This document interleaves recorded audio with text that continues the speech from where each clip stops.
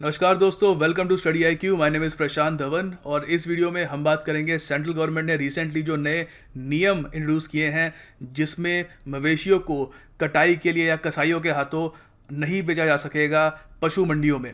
अच्छा, सबसे पहले इस वीडियो में जो भी मैं आपको बताऊंगा वो समझने के लिए एक बेसिक कॉन्सेप्ट समझ लो।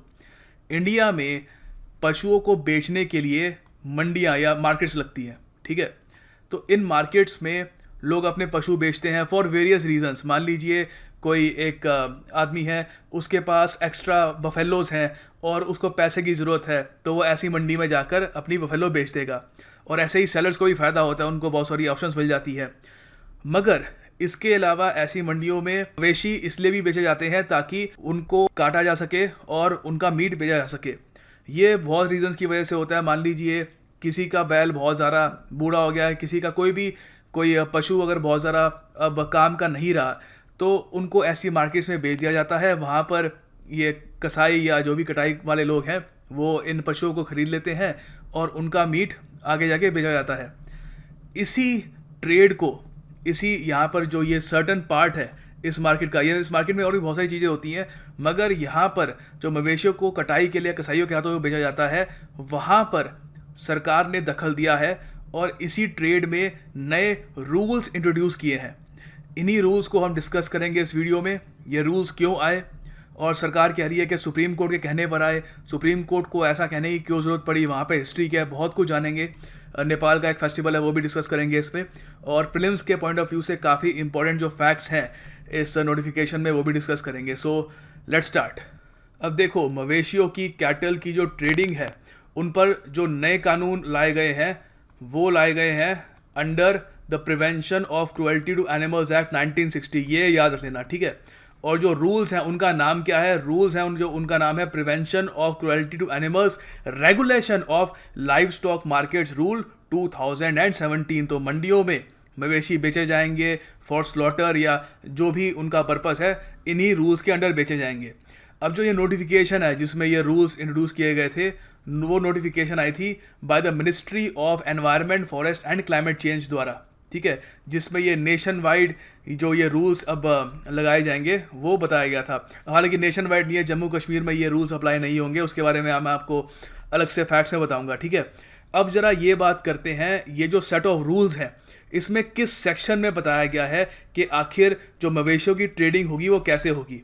तो यहाँ पर आप देख सकते हैं सेक्शन 22 जो है इन रूल्स का। यहाँ पे मैं आपके लिए पूरी अंग्रेजी पढ़ देता हूँ, फिर मैं आपको इसका जो सार है वो बताऊंगा।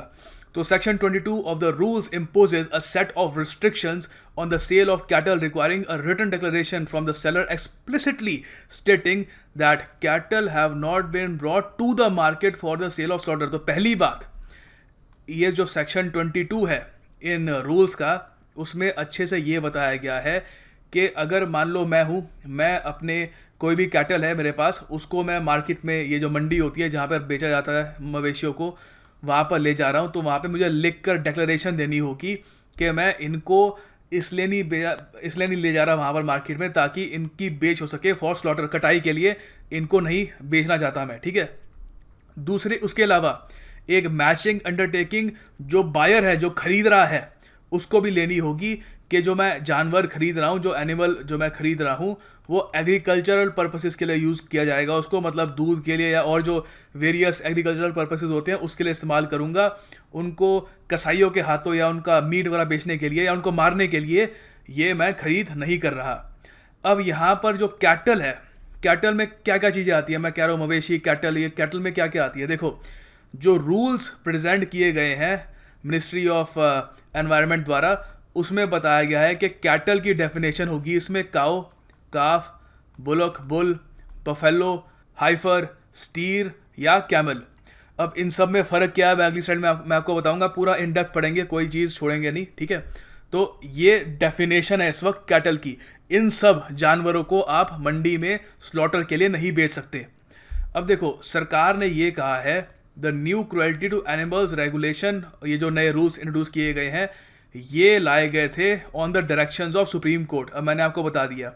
अब पहले ये जरा बात कर लेते हैं कि कैटल में जो है इसमें डिफरेंस क्या क्या है, ये भी आपकी नॉलेज के लिए बता रहा हूँ। वैसे यूपीएससी प्रीलिम्स के हिसाब से तो पूछेंगे नहीं, बट स्टिल डिस्कस कर ही रहे हैं। फिर हम बात करेंगे कि सुप्रीम कोर्ट ने आखिर सरकार को डायरेक्शंस क्या दी थी और सरकार ने रूल्स क्या बनाए, वो क्या कनेक्शन है उसका। अब ये जो डिफरेंस है काओ हैफर, हालांकि वैसे इंटरनेशनल जो प्रोनाउंसिएशन है इसकी वो हैफर है, मैं ज़रा देसी एक्सेंट में हाइफर बोल रहा हूँ तो समझ लो, अपने हिसाब से यूज़ कर लेना। देखो, एक बार अगर जन्म दे दिया किसी काफ को तो काओ हो गई, ठीक है। अगर जन्म दे चुकी है तो हम उसको काओ बोलेंगे।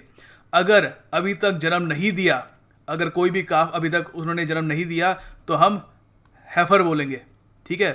फिर बुल आपको पता ही है, एक मेल एनिमल है जिसको ब्रीडिंग के लिए इस्तेमाल किया जाता है। स्टीर क्या होता है, स्टील को देखो, जो उसका जो प्राइवेट पार्ट्स हैं जिससे वो रिप्रोड्यूस कर सकता है वो चेंज कर दिए जाते हैं बाय ह्यूमंस, ताकि वो आगे बच्चे पैदा ना कर सके। ज़्यादातर स्टीर को मीट के लिए पाला जाता है, ठीक है।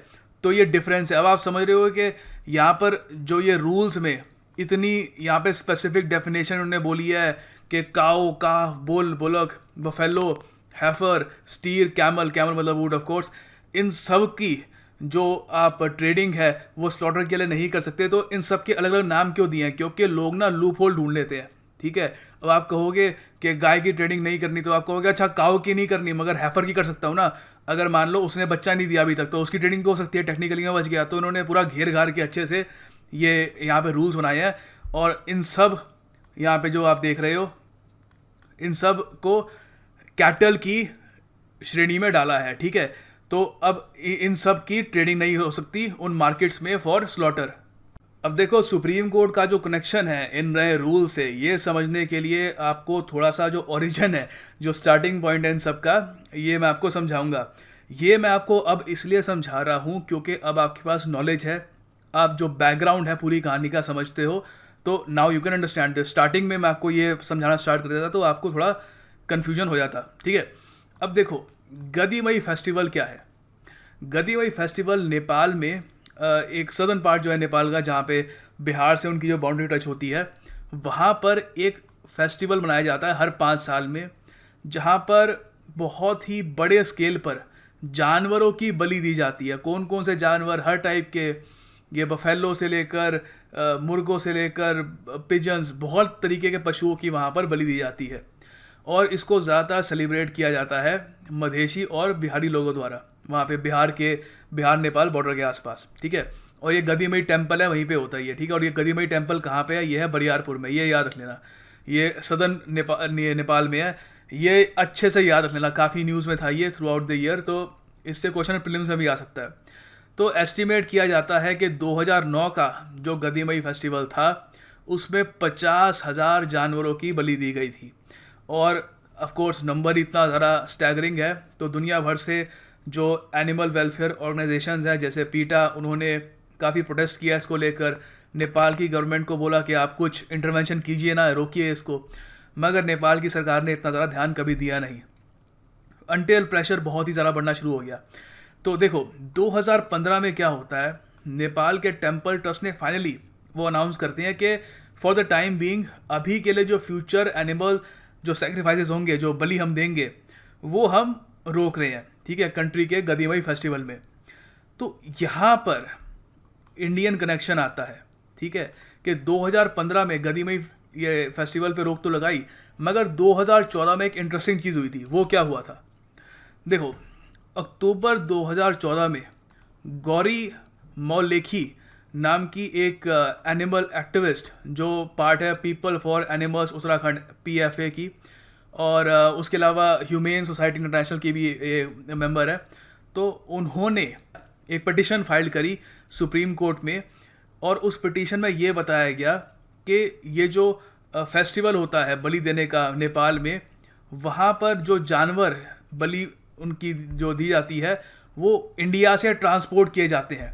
तो जो मैंने आपको मार्केट्स बताई थी ना, जहाँ पर अभी सरकार ने नए रूल्स इंट्रोड्यूस किए हैं, अब मान लो एक फार्मर है, उसके पास एक बूढ़ा सा कोई कैटल है, कोई भी मान लो, और वो चाहता है कि वो उसको बेच दे, तो ज़्यादातर ऐसी मार्केट में वो लेके जाता रहा ऐसे अपने कैटल को, और वहाँ पर जो लोग खरीदते रहे, कभी कभी उनमें से कुछ जो जानवर थे वो यहाँ पर इस ये फेस्टिवल में ले जाए जाते थे और उनकी बलि दी जाती थी।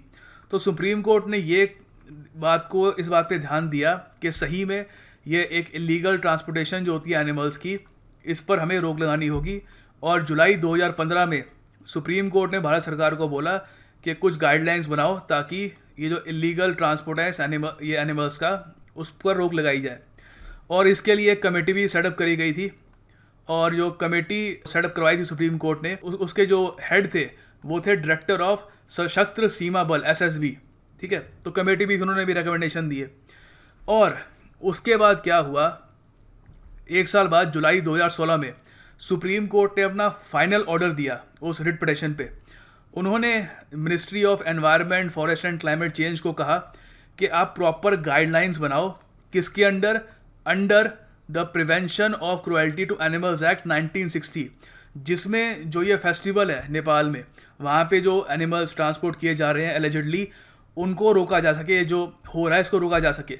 ठीक है, तो और ये जो न्यू रूल्स होंगे इनका नाम होगा the prevention of cruelty to animals regulation of livestock markets rules 2017। अब ये वर्जन है सरकार का कि ऐसे ये जो अभी रूल्स लाए गए हैं वो इसलिए लाए गए थे। अब जो क्रिटिक्स हैं, अब मैं यही बताऊंगा कि ये जो नए रूल्स लाए गए हैं इसके नेगेटिव पॉइंट्स क्या हैं, काफ़ी लोगों का रोज़गार इससे अफेक्ट होगा, मगर ये मैं आपको बता रहा था ये जो ऑफिशियल लाइन है कि इस तरीके से ये नए रूल्स इंट्रोड्यूस किए गए थे। अब ज़रा कुछ रूल्स जो हैं थोड़े से और उनके पॉइंट्स हैं वो डिस्कस करते हैं, फिर बात करेंगे कि रूल्स के जो पॉजिटिव एस्पेक्ट्स क्या हैं और नेगेटिव एस्पेक्ट्स क्या हैं। अब देखो, सेंट्रल गवर्नमेंट ने वजह क्या बताई है कि इतने जो नए रेडिकल नए रूल्स ला दिए गए हैं जिससे कई लोगों की ज़िंदगी अफेक्ट होगी, कई लोगों का रोज़गार अफेक्ट होगा, तो उसके पीछे वजह क्या है। देखिए, सरकार कहती है जो प्राइम फोकस है इन नए रूल्स, इन नए रेगुलेशंस को इंट्रोड्यूस करने का, वो ये है कि एनिमल्स पर जो क्रुएलिटी है उससे उनको बचाना, उससे उनको प्रोटेक्ट करना। और सरकार का कहीं भी ये कोई इंटेंशन नहीं है कि जो एग्जिस्टिंग ट्रेड है ऑफ कैटल स्लॉटरिंग हाउस में इसको रेगुलेट करना। क्यों? क्योंकि ये स्टेट गवर्नमेंट के अंडर आता है। ठीक है, ये स्टेट सब्जेक्ट है कि जो कैटल ट्रेड है स्टेट पे कैसे होगा, उसमें सेंट्रल दखल नहीं दे सकती। मगर अभी मैं पूरा आपको बताऊंगा इसके बारे में। ये सेंट्रल गवर्नमेंट ने ये जो आप कह लो कवर ये लिया है कि हम तो भैया एनिमल वेलफेयर के लिए हम ये सब कर रहे हैं। ठीक है, और सेकेंडली ये इन रूल से सरकार ये भी चाहती है कि जो मार्केट्स हैं जहाँ पर यहाँ पर एनिमल्स को, कैटल को बेचा जाता है, तो वहाँ पर उनको प्रॉपर हाउसिंग प्रोवाइड की जाए, उनको प्रॉपर खाना पीना प्रोवाइड किया जाए, और उसके अलावा पानी की सप्लाई पूरी हो, वहाँ पर उनको मेडिकल केयर भी दी जाए। अगर वहाँ पे उन्होंने ये भी बोला है कि अगर कोई एनिमल है जो जन्म देने वाला है तो वहाँ पर उसको आप नहीं बेच सकते। ठीक है, और भी वेरियस चीज़ें हैं। तो उन्होंने बेसिकली एनिमल वेलफेयर का कवर लिया है कि इसीलिए ये नए रूल्स इंट्रोड्यूस किए गए हैं। अब देखो, इन रूल्स को ढंग से इनका पालन किया जाए उसके लिए 2 कमिटीज़ भी कॉन्स्टिट्यूट की हैं। ये आपके प्रीलिम्स में ये जो मैं आपको पॉइंट्स बता रहा हूँ इनसे क्वेश्चन आ सकता है, तो ध्यान से सुन लेना या आप कहीं पे लिख लेना।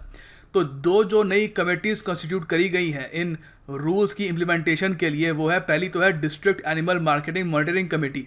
ठीक है, sorry, district animal market monitoring committee. ये है for the registration of animal markets. इस कमेटी में देखिए यहाँ पर उन्होंने ये भी एक नया रूल बना दिया है कि जो एग्जिस्टिंग मार्केट्स है जहाँ पर एनिमल्स का ट्रेड होता है, उनको आने वाले 3 महीनों में यहाँ पर district animal market monitoring committee में खुद को रजिस्टर कराना होगा। ठीक है, अब एक बार रजिस्टर करा लेंगे तो सीधी सी बात है, स्कैनर में आ जाएंगे, वहाँ पर वो कल को कुछ इंस्पेक्शन करनी हो कर सकते हैं। फिर दूसरी है एनिमल मार्केट कमेटी। ये लोकल लेवल पे मैनेजमेंट करेगी इन मार्केट्स का।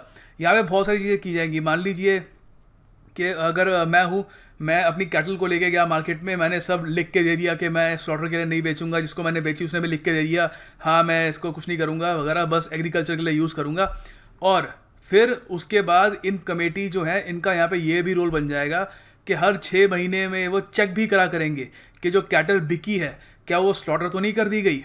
ठीक है, तो आप यहाँ पे देख सकते हैं कितना सीरियसली लिया जा रहा है एनिमल प्रोटेक्शन को।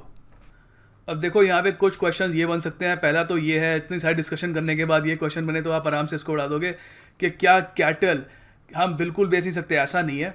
आप मार्केट में जाइए, आपका कोई भी कैटल हो, अगर आप जो भी रिक्वायरमेंट्स हैं उनको फुलफ़िल करते हैं, आप एग्रीकल्चरल पर्पसेस के लिए उनको बेच सकते हैं, नो प्रॉब्लम एट ऑल। हाँ, स्लॉटर हाउस वगैरह में वो नहीं जा पाएगा। ठीक है। सेकेंडली, क्या ये एक कंट्री वाइड बैन है? जी हाँ, काफ़ी हद तक कंट्री वाइड बैन है, सिवाय जम्मू कश्मीर के, ठीक है। ये बहुत ज़्यादा महत्वपूर्ण आपको मैं पॉइंट बता रहा हूँ, ठीक है।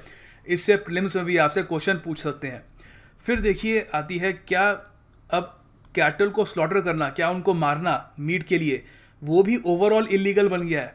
देखो, मार्केट से खरीदते हो तो ऑफ कोर्स इलीगल है, मगर आप अगर इंडिविजुअली किसी व्यक्ति से खरीदते हो तो ये पॉसिबल है। मगर ये काफ़ी एक मुश्किल काम बन गया स्लॉटर हाउस के लिए, क्योंकि स्लॉटर हाउस जाते ही मार्केट्स में थे, उनको काफ़ी सारी बड़ी मात्रा में आसानी से जो भी उनको कैटल चाहिए थी वो मिल जाती थी। अब वो इंडिविजुअली कहाँ ढूंढते फिरेंगे किसको अपनी बेचनी है कैटल वगैरह, तो उनको बहुत दिक्कत आएगी इससे। और यहाँ पे देखिए लिखा हुआ है कि अब the government has not made slaughtering of cattle illegal, however considering the ban and the regulation it will be difficult for slaughterhouses business to survive. तो जो उनका बिजनेस है वो सर्वाइव करना मुश्किल हो गया, क्योंकि ऑलरेडी क्योंकि ऑफ कोर्स ये जो मार्केट में वो पहले कैटल उनको इजीली अवेलेबल हो जाती थी, अब वो उनको आराम से नहीं मिलेगी। उसके अलावा देखो यहाँ पे कुछ और पॉइंट्स हैं कि जो परचेज़ करेगा कैटल को, एक बार किसी ने कोई भी कैटल खरीद ली तो ऐसा नहीं है कि उसको दोबारा किसी और को सेल कर सकता है स्लॉटर के लिए। तो सारे लूप होल्स कवर करने की कोशिश की गई है। तो काफ़ी सारे लोग यहाँ पे चलाकी ये भी दिखा सकते थे कि अच्छा ठीक है, मैं नहीं कर सकता ना, तो मैंने इसको बेचा, मैंने किसी और को बेच दिया, तो अब तो कर सकते हैं ना। तो यहाँ पर ये भी इन्होंने एक काफ़ी इंपॉर्टेंट रूल लगा दिया है, ठीक है। और सबसे बड़ी बात कि ये नहीं है कि आगे जाके किसी स्लॉटर हाउस को ही बेचने में वहाँ पे रोक लगाई है। अगर वो किसी रिलीजियस पर्पस के लिए सैक्रिफाइस भी करने की कोशिश करता है तो वो भी मना है। तो जैसे मैंने आपको नेपाल का वो एग्जांपल दिया था, तो उसी को देखते हुए ये सारे कानून बनाए जा रहे हैं, सरकार ने तो यही कहा है। तो इसलिए रिलीजियस पर्पसेस के लिए सैक्रिफाइस करना एनिमल को, वो भी मना है, ठीक है। उसके अलावा देखिए एक वहाँ पर वेटरनरी एक डॉक्टर होना चाहिए, एक इंस्पेक्टर होना चाहिए मार्केट में, जो चेक करेगा कि एनिमल्स को सही तरीके से उनकी केयर हो रही है नहीं हो रही, और वो ज़्यादा डिस्कम्फर्ट में तो नहीं है, ठीक है। और in an indirect reference to Bangladesh और नेपाल, जहाँ पे बहुत सारे जो स्मगल्ड हमारे इलीगल तरीके से स्मगल किए जाते हैं एनिमल्स, वहाँ पे ये भी है कि the rule further states no animal market shall be organise in a place situated 25 kilometres from a state border. तो कोशिश की जा रही है बेसिकली कि जितना मुश्किल हो सके उनको इलीगल तरीके से जानवरों को वहाँ पर ले जाना स्लॉटर के लिए दूसरे देशों में, उसको रोका जाए, ठीक है। और which is with in 50 kilometres from an international border, ठीक है। तो ये आपके प्रीलिम्स में ये क्वेश्चन बन के आ सकता है, ठीक है। अब देखो यहाँ पर काफ़ी इंटरेस्टिंग क्वेश्चन ये बन सकता है कि क्या सेंटर एनक्रोच कर रहा है स्टेट की जुरिस्डिक्शन को, कि जो स्टेट गवर्नमेंट के जो एक सब्जेक्ट हैं कि स्टेट गवर्नमेंट जहाँ पर अपना वहाँ पे लॉ चलाएगी, अपना रूल चलाएगी, वहाँ पे सेंटर दखल दे रहा है। देखो यहाँ पर हम कहेंगे नहीं, क्योंकि सेंट्रल गवर्नमेंट ने बहुत ही आप कह सकते हो स्मार्ट तरीके से उन्होंने क्या किया है कि देखो जो कैटल ट्रेड रेगुलेट करना होता है वो स्टेट्स के अंडर आता है, नो प्रॉब्लम इन दैट। मगर ये जो सारे रूल्स अभी ये प्रोवाइड किए गए हैं एनवायरनमेंट मिनिस्ट्री द्वारा, वो इन्होंने इंट्रोड्यूस किए हैं एनिमल वेलफेयर के अंडर, ठीक है। तो उन्होंने कहा है कि जो भी रूल्स वगैरह होंगे ये एनिमल वेलफेयर के अंडर आएगा, और एनिमल वेलफेयर सेंटर का सब्जेक्ट है, ठीक है। सो इसी तरीके से अब हालांकि ये बात और है कि इन्होंने जो रूल्स इंट्रोड्यूस कर दिए हैं उससे अल्टीमेटली जो कैटल ट्रेड है उसमें फ़र्क आएगा। अब क्या से आएगा और इसके नेगेटिव इम्पैक्ट्स क्या होंगे वो मैं आपको बताता हूँ। अब एग्जांपल के लिए समझ लो कि एक गरीब किसान है, ठीक है, उसके पास अब एक कैटल है जो किसी काम का नहीं है, मतलब उससे वो बहुत बूढ़ा हो चुका है, कोई मतलब उससे कोई काम भी नहीं करवा सकता, दूध वगैरह का भी कुछ नहीं है, कोई उसको फ़ायदा कुछ नहीं दे रहा, ठीक है। तो उसके पास पहले ये ऑप्शन था कि उस मार्केट में जिसकी हम बात कर रहे थे वहाँ पे जाता, वहाँ पर स्लॉटर हाउस वालों को वो अपनी कैटल बेच देता और उसको पैसे मिल जाते, और उस पैसे से थोड़ा और अपना पैसे ऐड वगैरह करके वो एक नई कैटल ले सकता रहा, उससे अपना रोज़गार आगे बढ़ा सकता रहा। मगर अब क्या कर दिया उस बेचारे फार्मर के लिए, जो ये रास्ता रहा ये बंद कर दिया, ठीक है, क्योंकि मार्केट में बहुत सारे खरीदार मिल जाते थे। अब आप कहोगे नहीं ठीक है इंडिविजुअली सेल कर दे, ऐसा कुछ नहीं है। इंडिविजुअली देखिए कहाँ ढूंढता फिरेगा, ज़्यादातर अगर कोई बूढ़ा सा जानवर हो उसका खरीदार आसानी से कहाँ मिलता है, ठीक है। अब वो स्लॉटर हाउसेस कहाँ पर हैं, कहाँ लेके जाएगा, तो काफ़ी प्रॉब्लम आएगी उसको, और जितने में पहले जो बिक सकता था मार्केट में उससे बहुत ही कम दाम में अब बिकेगा, ठीक है। अब एक और यहाँ पे एक प्रॉब्लम है सूखा पड़ने की, जो इंडिया की बहुत सारी स्टेट्स में आपको पता है रेगुलरली पड़ता रहता है। अभी रिसेंटली तमिलनाडु में काफ़ी सूखा पड़ा था, आंध्र प्रदेश में भी। तो वहाँ पर क्या प्रॉब्लम हो सकती है? देखो वहाँ पर पहले अगर मान लो सूखा पड़ गया, जहाँ पर सीधी सी बात है जो फार्मर्स हैं उनकी हालत बहुत ख़राब हो जाती है। फार्मर्स की हालत ख़राब है, वो खुद कुछ नहीं खा पा रहा, तो अपने जो वहाँ पे उसके कैटल उसको क्या खिला पाएगा? कैटल भी अब कमज़ोर हो गया, ठीक है, यहाँ पे बूढ़ा नहीं हुआ, कमज़ोर हो गया बिकॉज ऑफ ड्रॉट, सूखा पड़ गया। तो अब वो कमज़ोर जानवर को अगेन उसके पास एक लाइफलाइन बची थी कि मार्केट में ले जाकर स्लॉटर हाउस वालों को बेच देता, वो उसके कुछ पैसे से कुछ कर सकता था, अब वो भी उसका रोक दिया है। तो बहुत सारे लोग ये कह रहे हैं कि ये इन्होंने जो कर दिया ना काम, इसकी वजह से बहुत सारे लोग सफ़र करेंगे, ठीक है। एक तो ये एक प्राइमरी चीज़ है जिससे बहुत सारे लोगों को डायरेक्टली इम्पैक्ट होगा कि जो ये जब ये रूल्स पहली बार आए थे शायद काफ़ी सारे जो फार्मर्स थे वो रो पड़े होंगे कि अब हम क्या करेंगे, ठीक है, जो जिनको ये बेचने थे अपनी कैटल। तो अब इसके अलावा लेदर इंडस्ट्री को भी फ़र्क पड़ेगा, मैं आपको बताऊंगा कैसे, पॉइंट्स पर डिस्कस करेंगे, काफ़ी इंपॉर्टेंट है। उसके अलावा जो हमारी डेयरी इंडस्ट्री है उसको भी बहुत ही इससे एक एडवर्स इम्पैक्ट पड़ सकता है। आप कहोगे एडवर्स इम्पैक्ट बहुत ज़्यादा क्यों, मैं आपको समझाता हूँ। अब देखो जो एडवर्स जो ख़राब इम्पैक्ट होंगे इन नए रूल्स के, उनमें से सबसे बड़ा है कि जो हमारी डेयरी इंडस्ट्री है उसको बहुत ही बड़ा नुकसान होगा। देखो कुछ एस्टिमेट्स ये बताते हैं कि जो 40% कमाई होती है एक डेयरी फार्म की, वो आती है सेल ऑफ अनप्रोडक्टिव काउज से, ठीक है। मतलब जो काउज जो अब वो दूध नहीं दे सकती, तो उनको मार्केट्स में दे देते थे, वो आराम से वहाँ पे उसका जो भी करना था कर लेते थे, ठीक है, स्लॉटर कर दिया या जो भी उनको सही लगता था, ठीक है। तो अब यहाँ पर वो नहीं कर पाएंगे, तो सीधी सी बात है ये लॉस होगा, ठीक है। और उसके अलावा अगर कोई ऐसी मार्केट नहीं होगी इन काउस के लिए, तो जो प्रोडक्शन साइकिल है डेयरी फार्मर्स की वो रुक जाएगी, क्योंकि वो यही होता रहा, जब गाय या जो भी कैटल है वो बेसिकली जब बूढ़ी हो जाती थी तो उसको बेच देते थे, और फिर जो नई कैटल के लिए उनके पास पैसे आ जाते थे, और ऐसे वो साइकिल जो होता रहा वो चलता रहता रहा, ठीक है। This holds true for large dairy farms as well, like it और not those non productive cows will need to be replaced by younger stock, and no farmer is foolish enough to invest his or her precious money in a white elephant। तो अब basically इस rule से कहते हैं ना, हिंदी में एक कहावत होती है सफ़ेद हाथी, सफ़ेद हाथी या वाइट एलिफेंट, मतलब वाइट एलिफेंट मतलब जो चीज़ किसी काम की नहीं होती, वो बस एक तरीके से ना एक खर्चे का घर होता है, ठीक है, तो वाइट एलिफेंट कहते हैं उसको। तो एक तरीके से कैटल को इन सब रूल्स ने वाइट एलिफेंट बना दिया है, ठीक है। तो अ काउ और a buffalo so holy that it has no resale value. तो अब इतनी ज़्यादा उसको होली सा बना दिया उसको कि अब उसकी कोई जो रीसेल वैल्यू थी वो बहुत ही ज़्यादा कम हो गई है। उसके अलावा एक और फैक्टर भी है, अब जैसे हमारे डेयरी जो सेक्टर है उसको इम्पैक्ट होगा इससे, तो वो जो ख़राब इम्पैक्ट है वो और ज़रा ख़राब होने वाला है, क्योंकि यूरोपियन यूनियन, ऑस्ट्रेलिया, न्यूजीलैंड और यूएस वेट कर रहे हैं बहुत ही बड़ी मात्रा में सब्सिडाइज्ड मिल्क पाउडर इंडिया में अभी ये एक्सपोर्ट करने में। मिल्क पाउडर होता है जिसको आप पानी में मिला दो और उसका दूध बन जाता है, ठीक है। तो इंडियन डेयरी कोऑपरेटिव्स ऑलरेडी बहुत ही मुश्किल से इसको रोकने की कोशिश कर रहे हैं और अपनी जो प्रोडक्शन है उसको इम्प्रूव कर रहे हैं। तो ऐसे एक क्रिटिकल मोमेंट में जब बाहर से इतनी सारी कंपनीज इंडिया की जो डेयरी फार्मिंग इंडस्ट्री है उसको ख़राब कर सकते हैं, वो हो सकता है सरकार ने बड़ा अजीब सा डिसीजन लिया है, और ऑफ कोर्स डेयरी सेक्टर शायद हो सकता है हमारा ये ब्लो ना सहन कर पाए, ठीक है। उसके अलावा देखो एक और बहुत ही एडवर्स इम्पैक्ट होगा हमारी लेदर इंडस्ट्री को। इंडिया 2017 के फाइनेंशियल ईयर में $5.6 बिलियन तक का जो लेदर है वो एक्सपोर्ट कर चुका है, और लेदर ज़्यादातर ये बफेलो स्किन से बनता है। और आपको पता है बफेलो को कैटल की श्रेणी में, जो उन्होंने कैटल के अंदर जो भी एनिमल्स को डाला उसमें बफेलो भी है, ठीक है। तो उसकी वजह से एक्सपोर्ट्स गिर जाएंगे, और यूएस जो है सबसे बड़ा इम्पोर्टर है इंडियन लेदर का, तो उसकी वजह से सीधी सी बात है बहुत सारे जो लोग अपना इनकम जनरेट करते हैं इस सेक्टर से उनको बहुत ही बड़ा नुकसान होगा।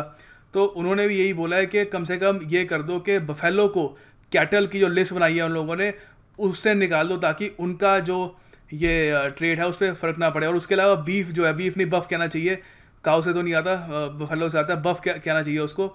तो बफ़ का जो एक्सपोर्ट होता है वो भी इंडिया का काफ़ी ज़्यादा है, तो उस पर भी काफ़ी हद तक फ़र्क पड़ेगा, क्योंकि अगेन स्लॉटर हाउस तक जब मीट पहुंचेगा नहीं तो वो कैसे आगे काम करेंगे।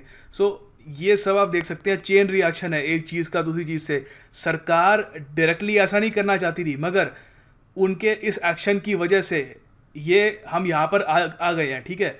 और इसकी वजह से हो सकता है कि ऑलरेडी देखो हमारे देश में जॉब्स कम आ रही हैं, ठीक है, लोगों के पास नौकरी की कमी है, तो इस मूव से तो उल्टा और ज़रा जॉब्स कम होंगी।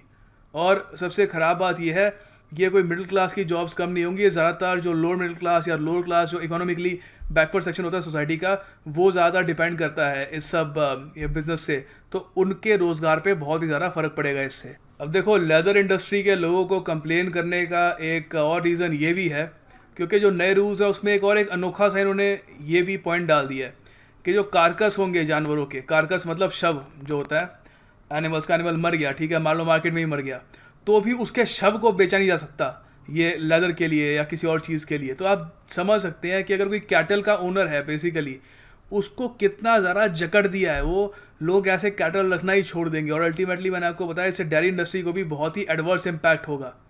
तो सरकार को सच में सोचना होगा कि जो हम कर रहे हैं उससे एक चेन रिएक्शन होगा और इवेंचुअली उससे देश का नुकसान ही हो जाएगा इन द लॉन्ग रन, ठीक है। तो यहाँ पर देखो, अब सिंस हम इतना ज़्यादा एनिमल वेलफेयर बोर्ड के बारे में बात कर रहे हैं, तो हाँ आपको ये भी एक बात बता दूँ कि जो कारकस वाला रूल था ना, वो जो original prevention of cruelty to animal act था 1960 का, उसमें उसके बारे में ऐसा कुछ नहीं है। ये जो नए रूल्स आ गए हैं उसमें है। तो आप समझ सकते हैं कि लोग जो क्रिटिसाइज़ कर रहे हैं इन नए रूल्स को, उनका भी एक लॉजिक है, वो भी एक वजह की वजह से कर रहे हैं, ठीक है। तो अब एनिमल वेलफेयर बोर्ड के बारे में कुछ पढ़ लो, ज़्यादा कुछ नहीं है, मेन पॉइंट यही पढ़ लो कि ये एक स्टैट्यूटरी बॉडी है और सरकार को एडवाइस करती है, ठीक है। और इसको एस्टैब्लिश किया गया था 1962 में under section 4 of the prevention of cruelty to animals act 1960, ठीक है। और ये बोर्ड जो था इनिशियली जुरिसडिक्शन में था गवर्नमेंट ऑफ इंडिया की ministry of food and agriculture के, बाद में 1990 में इसको ministry of environment, forest and climate change के अंडर आ गया, ठीक है। इसीलिए इसी मिनिस्ट्रीज़ ने जो अभी जो नए रूल्स आए हैं इसी ने नोटिफाई किए, ठीक है। सो ये है इस वीडियो का अंत। मैं उम्मीद करता हूँ आप लोगों ने काफ़ी सारी नई बातें सीखी होंगी यहाँ पर, और कमेंट सेक्शन में बताइएगा कि इस सब इशू के बारे में आपकी क्या राय है। अगर आपसे कोई पूछे ये सारी इन्फॉर्मेशन देने के बाद कि what do you think about the decision taken by the government of India, ये सारे जो नए रूल्स जो नए आए हैं रेगुलेट करने के लिए, वो अच्छे हैं या नहीं हैं, तो प्लीज़ कुछ रीजंस के साथ बताइएगा। अच्छा रहेगा कि कुछ डिस्कशन भी शुरू हो इसके ऊपर।